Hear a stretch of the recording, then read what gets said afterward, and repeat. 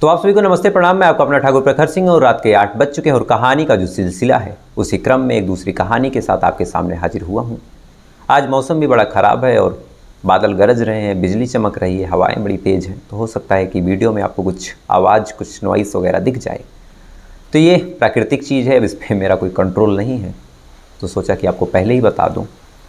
और हो सकता है कि आज के बाद कहानी 8 बजे ही आए, तो आप 8 बजे ही लाइव आके इस कहानी को देख लिया कीजिएगा, क्योंकि 10 बजे काफ़ी लेट हो जाता है, कई लोग सो जाते हैं और मुझे भी थोड़ी दिक्कत होती है 10 बजे डालने में। तो मेरा पूरा प्रयास है कि 8 बजे ही आज से कहानी आए और आप लोग की डिमांड भी थी। तो अब आज की कहानी का रुख करते हैं और आज की कहानी की बात करूँ तो आज की कहानी गाज़ियाबाद की है। गाज़ियाबाद में एक जगह है लोनी, और इसी लोनी में रहने वाले एक आदमी जिसका नाम है राजेश गर्ग।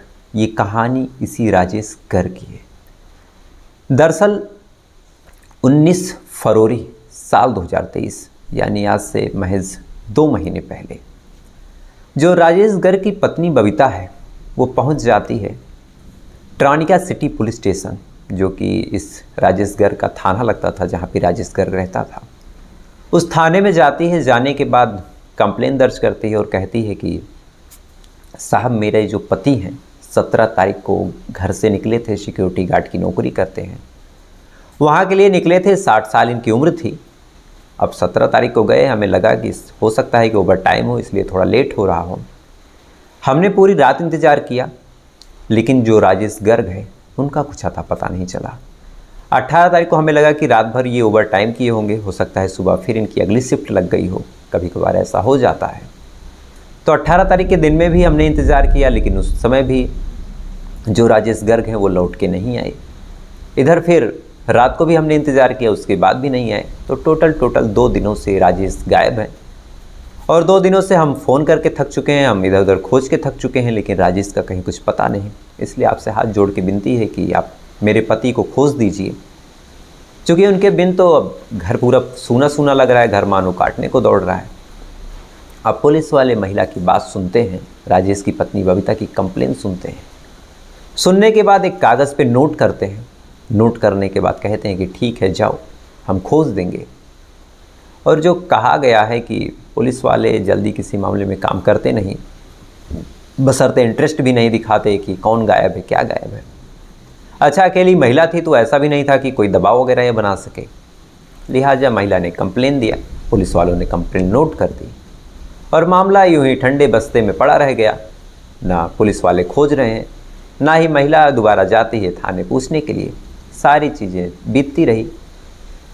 फरवरी में एक कंप्लेन हुई थी, पूरा का पूरा फरवरी महीना बीत गया। अब फरवरी महीना बीत गया, इधर महिला इधर उधर तलाश रही है, कभी किसी रिश्तेदार के यहाँ फ़ोन कर रही है, कभी किसी और के यहाँ फ़ोन कर रही है, कभी दोस्तों के पास जा रही है, कभी सगे संबंधियों के पास जा रही है। सारी चीज़ें चलती रही और इसी बीच जो राजेश की एक बेटी थी दीप्ति फ़ोन करती है अपने पिता को, तो फ़ोन स्विच ऑफ। काफ़ी टाइम से ट्राई कर रही थी तो फ़ोन लगा नहीं, तो फिर अपनी सौतेली माँ के पास फ़ोन करती है, यानी बबीता के पास फ़ोन करके पूछती है कि पिताजी कहाँ हैं, उनका फ़ोन नहीं लग रहा। अब ये बात जैसे ही बबीता से दीप्ति पूछती है तो बबीता बताती है कि जो तुम्हारे पिता हैं वो फरवरी महीने से गायब हैं और आज तक गायब हैं। मैंने FIR भी की, मैंने कंप्लेन भी की, लेकिन न पुलिस वाले ढूंढ रहे हैं। अब अकेली महिला, अकेली लड़की मैं करूं तो करूं क्या। अब ये बात जैसे ही दीप्ति सुनती है तो दीप्ति का तो मानो पैरों तले ज़मीन खिसकना हो गया कि पिताजी फरवरी महीने से गायब हैं और मार्च आ गया, पुलिस वाले कुछ कर नहीं रहे और मुझे अभी तक किसी ने बताया नहीं। अब दीप्ति जो है फ़ौरन अपने ससुराल से परमिशन लेती है। इसकी शादी भी इसी गाज़ियाबाद के कबीर नगर इलाके में हुई थी। अपने ससुराल से परमिशन लेती है, सारी चीज़ें बताती है कि कैसे पिताजी गायब हैं। अब ये सारी चीज़ें करने के बाद ससुराल से परमिशन मिलती है, ये भाग के मायके आती है, अपनी सौतेली माँ से बात करती है, पूछती है कि क्या हुआ था, कैसे हुआ था। सौतेली माँ बताती है कि 17 तारीख से तुम्हारे पिता घर पे नहीं आए, हमें लगा ओवर टाइम होगा। 18 तारीख तक हमने इंतज़ार किया, उसके बाद तब भी नहीं आए तो खुद खोजने की कोशिश की, उसके बाद भी नहीं मिले तो फिर 19 तारीख को हमने कंप्लेन कर दी और तब से आज तक हम खोज रहे हैं, अभी तक कुछ पता नहीं। अब दीप्ति जब ये बात सुनती है तो उसे बड़ा अजीब लगता है कि पिताजी 60 साल की उम्र अचानक से कहाँ गायब हो गए। बहरहाल दीप्ति भी अपने तरीके से खोजती रहती है, अपने तरीके से पूछताछ कर रही है, अपने तरीके से छानबीन कर रही है। जहाँ जहाँ उसे डाउट था वहाँ वहाँ भाग रही है। हर उस शख्स के पास दीप्ति जा रही है जिससे कभी उसके पिता राजेश गर्ग का संबंध था। हर उस शख्स के पास वो पूछ रही है जिससे कभी राजेश गर्ग की बातचीत होती थी, जहाँ राजेश गर्ग कभी आता जाता रहा हो। अब इधर दीप्ति की भी छानबीन में, दीप्ति की भी पूछताछ में मार्च महीना निकल गया। इधर पुलिस वाले भी कुछ कर नहीं रहे थे, हाथ पे हाथ रख के बैठे थे। फरवरी में एक आदमी गायब हुआ, फरवरी में ही कंप्लेन हुई, फरवरी का पूरा महीना बीत गया, मार्च का महीना भी बीत गया, अप्रैल का महीना आ गया। अब 1.5 महीने से दीप्ति का पिता गायब। दीप्ति को लगा कि अब ऐसे तो बात नहीं बनेगी, कुछ न कुछ करना पड़ेगा। लिहाजा 10 अप्रैल को जो दीप्ति है फिर से जाती है कंप्लेन करने। 10 अप्रैल को फिर से कंप्लेन करती है, कहती है कि 2 महीने लगभग होने को हैं, आपके पास एक कंप्लेन है, आप कुछ कर नहीं रहे हैं, आप इस पर कुछ कीजिए, नहीं तो फिर हम और ऊपर तक जाएंगे। अब दीप्ति ने जब ये बात बोली तो पुलिस वालों ने कहा कि ठीक है, जो कर सकती हो करो, हम कुछ नहीं करेंगे, हम नहीं खोजेंगे। पुलिस वाले भी झुंझुला गए। अब दीप्ति को लगा कि अब पुलिस वालों के पास मदद मांगने का कोई मतलब नहीं है। एक काम करते हैं, 12 तारीख को शुक्रवार की दिन है और शुक्रवार को जन सुनवाई होती है तहसील में, तो तहसील में जाएंगे और जो एसपी साहब हैं, जो डीएम साहब है, वहाँ पे रहेंगे, उनसे कंप्लेन करेंगे। इसीलिए 12 तारीख को जो दीप्ति है अपने पिता की गुमशुदगी की रिपोर्ट लेके पहुँच जाती है जन सुनवाई में तहसील पे। एसपी साहब को रो रो के अपनी आपबीती बताती है कि कैसे 1.5 महीने से उनके पिता गायब हैं, 2 महीने होने को हैं, पुलिस वाले कुछ कर नहीं रहे। डीएम साहब से फरियाद करती है। अब डीएम साहब एसपी साहब समझा बुझा के भेज देते हैं और कहते हैं कि ठीक है, हम आदेश दे देंगे और उसके बाद काम हो जाएगा। दीप्ति के सामने ही जो ट्रांका सिटी के सीनियर इंस्पेक्टर थे उनसे बातचीत की गई, उनको बोला गया कि खोजा जाए। दीप्ति को भी लगा कि चलो अब पुलिस वाले खोज देंगे, मामला कुछ आगे बढ़ेगा, पिताजी का जो पता है वो चल जाएगा। लेकिन जैसे ही दीप्ति लौट के आई, ना किसी पुलिस वाले ने जहमत की घर पे आके पूछताछ करने की, ना किसी अधिकारी ने दीप्ति से हालचाल लिया या फिर कुछ सबूत लिए या फिर कोई फ़ोटो वगैरह भी मांगी हो। तो दीप्ति को लगा कि शायद एसपी साहब या फिर डीएम साहब से भी मदद मांगने का कोई मतलब नहीं है, ये सारे लोग एक जैसे हैं, कोई भी कुछ साथ नहीं दे रहा। इसलिए दीप्ति 13 तारीख और 14 तारीख तक इंतज़ार करती है और जब उसे लग जाता है कि अब कुछ हाथ नहीं आ रहा, पुलिस वाले कुछ नहीं कर रहे, तो 15 तारीख को पहुंच जाती है कमिश्नर साहब के यहाँ। कमिश्नर साहब के पास जाती है, रोते रोते अपनी कंप्लेन दर्ज करवाती है। कहती है कि साहब 2 महीने हो गए, मेरा पिता जो है, मेरा जो बाप है, वो गायब है। हर जगह हाथ पांव हमने मार लिए, थाने में, एसपी साहब के पास, डीएम साहब के पास, लेकिन एक मजबूर बिटिया की बात, एक मजबूर बिटिया की फरियाद कोई सुनने को तैयार नहीं। अब कमिश्नर साहब के पास जब ये लड़की गई, तब कमिश्नर साहब को लगा कि एक लड़की है, इस तरह परेशान है, पुलिस महकमे से कोई मदद नहीं मिल रही है, तो ये बहुत गलत बात है। अब कमिश्नर साहब फ़ौरन एसपी को तलब करते हैं, पूछते हैं कि इस मामले में कोई काम क्यों नहीं हुआ। एसपी फ़ौरन थाने में फ़ोन करते हैं, थाने वाले को हड़काते हैं कि काहे नहीं काम हुआ, लड़की वहाँ तक पहुँच गई है, नौकरी खतरे में आ जाएगी, प्रमोशन रुक जाएगा। तब जब ये लड़की एसपी साहब से होते हुए कमिश्नर साहब तक पहुँची, तब जाके पुलिस वालों ने खोजबीन की प्रक्रिया शुरू की और 2 महीने बाद इस राजेश गर्ग को खोजना शुरू किया। अब सबसे पहले दीप्ति को बुलाया जाता है और राजेश गर्ग की दूसरी पत्नी बबीता को बुलाया जाता है। पूछताछ की जाती है, छानबीन की जाती है, लेकिन ना ही दीप्ति को किसी पे कोई डाउट था, ना ही बबीता को किसी पे कोई डाउट था। तमाम तरह की चीज़ें हो रही थी, तमाम तरह की बातें ये दोनों लोग बता रहे थे जो जो इनको याद था। लेकिन एक बात पुलिस वालों को, जब पुलिस वाले सीरियसली इस मामले पे जुटते हैं, तो पुलिस वालों को एक बात बहुत खटकने लगती है कि एक आदमी है, वो गायब है, उसकी बिटिया इतनी परेशान है कि वो भागते भागते कमिश्नर तक पहुंच गई, लेकिन वहीं उसकी पत्नी, एक बार उसने महज कंप्लेन किया और कंप्लेन करने के बाद उसने ना दोबारा थाने का मुंह देखा, ना ही किसी पुलिस वाले से मदद की गुहार मांगी। आमतौर पे ऐसा होता है कि किसी के घर का कोई गायब हो तो दिन में कम से कम 10 बार थाने का चक्कर लगाता है, कम से कम 20 बार फ़ोन करके पूछता है कि साहब कुछ हुआ, कुछ बात आगे बढ़ी। लेकिन 19 तारीख से ये जो बबीता है वो अभी तक थाने दोबारा आई ही नहीं।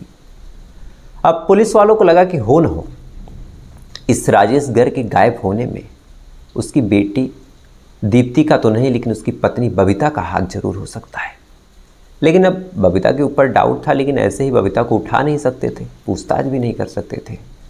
लिहाजा पुलिस वाले इस बबीता को चारों तरफ से घेरने की कोशिश करते हैं, इसके बारे में पता करते हैं, इसके कॉल डिटेल को खंगालते हैं, इसके CDR निकलवाते हैं। तो सारी चीज़ें निकलवाने में, सारी चीज़ें छानबीन में एक बात जो पता चली वो बात ये थी कि इस बबीता और इस राजेश गर्ग का एक किराएदार है। बड़ा सा घर था इनका, 2 ही लोग रहते थे। तो इन्होंने एक फ्लोर ऐसा था जिसको किराए पे उठाया था और इस फ्लोर को किसी अच्छे नाम के इंसान को किराए पे दिया था। और इस अच्छे से इस बबीता की दिन में कम से कम 50 बार फ़ोन पे बात हो रही थी, 15 से लेकर 17 तारीख तक, यानी जिस तारीख को ये क्लेम किया गया कि राजेश गर्ग गायब है। फिर आसपास के इलाकों में पूछा गया, मोहल्लों में पूछताछ पुलिस वालों ने अपने तरीके से अपने मुखबिरों को एक्टिव करके किया, तो पता चला कि इस अक्षय और इस बबीता का प्रेम प्रसंग बहुत पहले से चल रहा है। अब पुलिस वालों को और कुछ चाहिए नहीं था, पुलिस वाले फ़ौरन बबीता को, अक्षय को उठाते हैं, थाने लेके आते हैं। ले आने के बाद अब कहते हैं कि देखो पूरा तुम्हारे ऊपर डाउट है, सारी चीज़ें तुम्हारे खिलाफ है, प्यार से बता दोगे तो ठीक है, नहीं तो फिर पुलिस का जो तरीका है, पुलिस का जो रवैया है, आपको पता ही है कि हम अपने पे आते हैं तो कैसे क्या कहाँ से बातें निकलवा लेते हैं। अब ये बात जैसे ही पुलिस वाले बोलते हैं तो जो अच्छा है वो रोने लगता है। पुलिस वालों को लगा कि चलो बात तो बन गई, मामला खुल गया। अक्षय को अब अलग कमरे में बैठाया गया, बबीता को अलग कमरे में बैठाया गया और अच्छे से कहा गया कि जितनी भी बातें हैं तोते की तरह कबूल दो। अब ये बात जैसे ही पुलिस वाले कहते हैं तो फिर अक्षय रोते हुए एक कहानी बताता है और इस कहानी के हिसाब से राजेश ने 2 शादियाँ की थी। पहली पत्नी से दीप्ति पैदा हुई थी, दीप्ति बड़ी हुई लेकिन इधर पत्नी की मौत हो गई, दीप्ति की फिर शादी कर दी गई। लेकिन जैसे ही दीप्ति की शादी हुई तो फिर राजेश को एकदम अकेलापन सताने लगा। बड़ा सा घर था, 60 साल की लगभग उम्र थी, तो फिर अब 60 साल की उम्र में कैसे खाने पीने का जुगाड़ हो, कैसे मुंह तक निवाला पहुँचे, कैसे थक के आए तो कोई पानी लेके आए। दीप्ति थी तो ये चीज़ें दीप्ति खुद कर देती थी अपने पिता के लिए, लेकिन दीप्ति की शादी होने के बाद तो अब कोई था ही नहीं। इसीलिए जो राजेश था वो अपने लिए एक पार्टनर खोजने लगता है, इधर उधर बात करता है, इधर उधर पता करता है, सबके कानों में डालता है कि मुझे एक पार्टनर की तलाश है। और इसी बीच इस राजेश की मुलाकात हो जाती है लाल देवी उर्फ बबीता से। बबीता की भी पहले एक शादी हुई थी, पति की मौत हो चुकी थी, 2 बच्चे थे। अब इधर बबीता को भी एक छत की तलाश थी, राजेश को भी एक कंधे की तलाश थी, और ये तलाश एक दूसरे के साथ मिलके इन दोनों की पूरी हो गई। दोनों भी एक दूसरे के साथ ही रहने लगे, एक ही छत के नीचे रहने लगे, पति पत्नी के रूप में रहने लगे।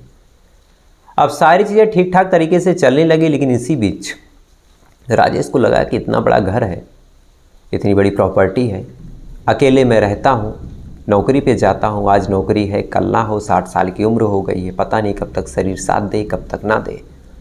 इसलिए ऐसा करते हैं कि नीचे वाले फ्लोर को किराए पे दे देते हैं।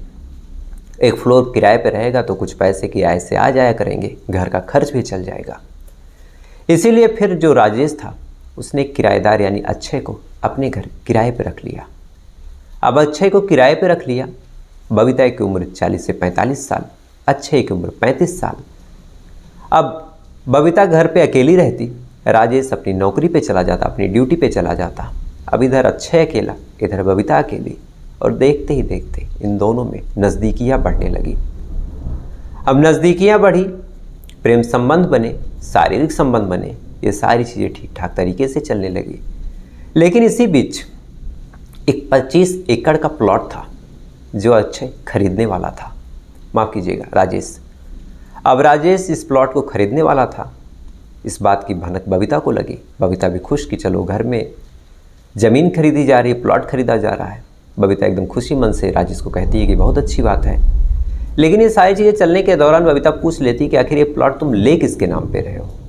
अब जैसे ही ये बात पूछती है तो फ़ौरन राजेश बोलता है कि प्लॉट मैं अपनी बेटी दीप्ति के नाम ले रहा हूँ। अब जैसे ही दीप्ति का नाम बबीता सुनती है तो बबीता को तो मानो काटो खून नहीं। बबीता चाह रही थी कि ये प्लॉट उसके नाम पे हो, राजेश चाह रहा था कि ये प्लॉट उसकी बेटी दीप्ति के नाम पे हो। अब चूँकि पैसे राजेश के थे, सारी चीज़ें राजेश के हाथ में थी, तो फिर बबीता को लगा कि अब राजेश एक तो प्रेम प्रसंग के बीच में आ रहा है, उसके और उसके अच्छे के बीच में आ रहा है, और दूसरा जो प्रॉपर्टी है, जो प्लॉट है, वो भी खर्च कर रहा है अपनी बेटी के लिए। तो भला इसी में है, फ़ायदा इसी में है कि इस राजेश को रास्ते से ही हटा देना चाहिए। इसीलिए प्लान बना, सारी चीज़ें फिक्स की गई। अब इस प्लान में अच्छे को भी शामिल किया गया, डेट वगैरह मुकर्रर हुई, और यहीं से कत्ल की एक ऐसी कहानी शुरू हुई जिसे आप सही सही सुनेंगे तो हो सकता है आपकी रूह कांप जाए। दरअसल सारी चीज़ें फिक्स हुई, डेट वगैरह मुकर्रर हुई, और इसी बीच अच्छे बताता है राजेश को कि उसका जो भांजा है शामली में, उसका एक्सीडेंट हो गया, बड़ी बुरी हालत है, उसको देखने जाना है। अब जैसे ही अच्छे ये बात बोलता है तो फ़ौरन जो बबीता है वो राजेश से कहती है कि यार अपना किराएदार है, उसका भांजा इंजर्ड है, उसको चोट लगी है, तो हमें भी चलना चाहिए, उसको देखना चाहिए। इसीलिए अब जब ये बात ये बोलती है तो राजेश भी तैयार हो जाता है, और 17 तारीख को राजेश, बबीता और अच्छे एक बाइक से निकलते हैं शामली की तरफ। शामली की तरफ निकलते हैं। निकलने के बाद एक जगह है बाहाबड़ी गांव, बेसिकली एक गांव है। इसी गांव के पास जैसे ही ये तीनों लोग पहुंचते हैं तो अच्छे वहाँ पे बाइक रोकता है। बाइक रोकता है तो राजेश पूछता है कि क्यों बाइक रोका, तो इस पे अच्छे बोलता है कि फ्रेश होना है, वॉशरूम जाना है। अच्छे भी जब ये बात बोल देता है तो राजेश को भी लगता है कि चलो ठीक है, इसी बहाने हम भी फ्रेश हो लेंगे। अब राजेश भी बाइक से उतरा, अच्छे भी बाइक से उतरा, और इधर बबीता भी उतरती है। राजेश एकदम फ्री माइंड से इधर उधर घूम रहा है। इसी बीच अच्छे और बबीता इस राजेश के ऊपर ईंटों से हमला कर देते हैं। ईंटों से हमला करते हैं। हमला करने के बाद फिर उसी ईंट से कुचल के इस राजेश की हत्या करते हैं। लाश को एक गन्ने के खेत में फेंकते हैं और बाइक से वहाँ से 9-11 हो जाते हैं। और सही सही कत्ल की कहानी तो यहाँ से शुरू हुई थी। 17 तारीख को इन्होंने कत्ल किया, कत्ल करके वापस से अपने घर पे आए। 18 तारीख को ये फिर से लौटते हैं। फिर से लौटने के बाद फिर से लाश के पास जाते हैं। एक दराती लेके उस लाश का सर काट लेते हैं। सर काटते हैं, काटने के बाद उस सर को पॉलीथीन में पैक करते हैं और निकल जाते हैं बागपत की तरफ। वहाँ से लगभग 80 किलोमीटर दूर वहाँ पे कृष्णा नदी है। कृष्णा नदी में उस सर को फेंक देते हैं, यानी सर 80 किलोमीटर दूर एक नदी में फेंक दिया गया। धड़ यहाँ पड़ा हुआ है। इसके बाद फिर एक दिन का इंतज़ार करते हैं। 19 तारीख को बड़े नाटकीय अंदाज में बबीता जाती है, FIR दर्ज कर देती है। इधर जिस खेत में ये लाश फेंकी गई थी, उधर 1-2 दिन बाद जब खेत का मालिक आया, उसने लाश देखी तो फ़ौरन उसने पुलिस को फ़ोन किया। पुलिस वाले बिन सर कटी लाश, बिना सर की एक लाश है, उसकी शिनाख्त करना बड़ा मुश्किल हो रहा था पुलिस वालों के लिए। पुलिस वालों ने 2-4 दिन इंतज़ार किए कि कोई आएगा, बॉडी क्लेम करेगा। आसपास के इलाकों में भी उन्होंने सर्कुलेट कर दिया था फोटोग्राफ्स और डिस्क्रिप्शन। लेकिन जब कई दिनों तक कोई क्लेम करने नहीं आया तो इस लाश को लावारिस में डाल दिया गया और इसका अंतिम संस्कार कर दिया गया। और इधर जो ट्रॉनिका सिटी के पुलिस वाले थे, उनका तो फिर कहना ही क्या था, उन्होंने तो शायद कुछ किया ही नहीं। और ऐसे ही ये जो मर्डर मिस्ट्री थी 2 महीनों तक उलझी रही। वो तो भला हो ऐसी बेटी का जिसने ससुराल से मायके आया, मायके आने के बाद इंस्पेक्टर से लेके फिर एसपी से लेके कमिश्नर से DM तक हर जगह उसने दौड़ भाग की और अपने पिता की लाश को और अपने पिता के कातिल को और पूरे मर्डर मिस्ट्री को सुलझवाया। तो फिलहाल ये थी पूरी कहानी। और आज की कहानी ख़त्म करूं उससे पहले जो सवाल था उसका जवाब मैं आज नहीं कल दूंगा, और उसी सवाल को आज फिर से रिपीट कर दे रहा हूं। जिन्होंने कल जवाब दिया था वो आज ना दें, और कल मैं इस सवाल का जवाब दूंगा। और मेरा सवाल था कि जो सूरज है और जो चंद्रमा है, सूरज चंद्रमा से 400 गुना बड़ा है। यानी सूरज अगर 1 है तो मतलब चंद्रमा अगर 1 है तो सूरज 400 है। इसके बाद भी जब हम आसमान से देखते हैं तो दोनों की साइज सेम दिखाई देती है। तो इसके पीछे क्या कारण है, अगर आपको पता हो तो कमेंट करके बताइएगा। नहीं पता हो तो कल रात 8 बजे मैं आपको बताऊंगा। और ऐसी कहानी को सुनने के लिए, ऐसी क्वेश्चंस का जवाब देने के लिए आप वीडियो को लाइक करके चैनल को सब्सक्राइब कर लीजिएगा। तो आपसे कल फिर मुलाकात होगी, कल 8 बजे। तब तक अच्छे रहिएगा, खुश रहिएगा, अपना ख्याल रखिएगा, अपने देश का ख्याल रखिएगा। जय हिंद, वंदे मातरम।